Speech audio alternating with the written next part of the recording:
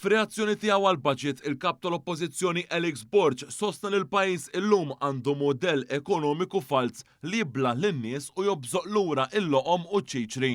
Fil-fatt u għamel 110 minuti jew 92% tad-diskors kollu tiegħu jitkellem b'mod negattiv, dan bil-maqlub tal-Prim Ministru Robert Abela li ikkritika biss l-aġir tal-Oppożizzjoni fejn tattakka lil pajjiżna u l-ipokrezija tar-rappreżentanti tagħha.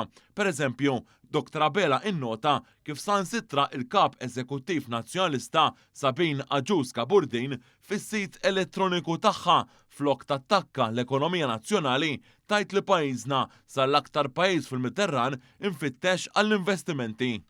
Ippermetti li nikkwota deskrizzjoni ta' Malta minn fuq sit elettroniku.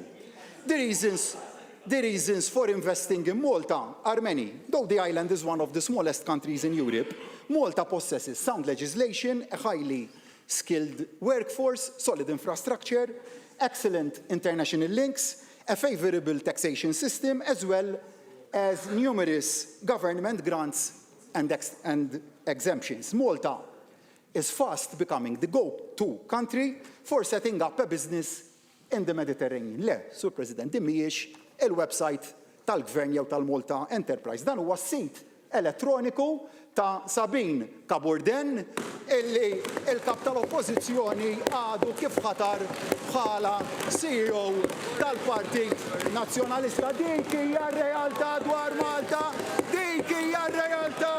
Il-Prim Ministru sostna li dan eżempju ieħor tal-filosofija tal-kap nazzjonalista li kun siq waħda lem u oħra lawn. Ftit tal-ġimgħat ilu One News ukoll irrapporta li waqt li fuq il-profil tagħha ta' Facebook għandha diversi posts fejn targumenta li tkabbir ekonomiku f'pajjiżna ġej l-aktar mill-ekonomija sewda, Kaburdin fuq is-sit tan-negozju tagħha targumenta kompletament bil-maqlub. Fost l-oħrajn waqt li hawn tfaħħar il-livell ta' edukazzjoni tal-Maltin fuq Facebook tiddikjara li l-Maltin huma bla kultura u mill-inqas edukati.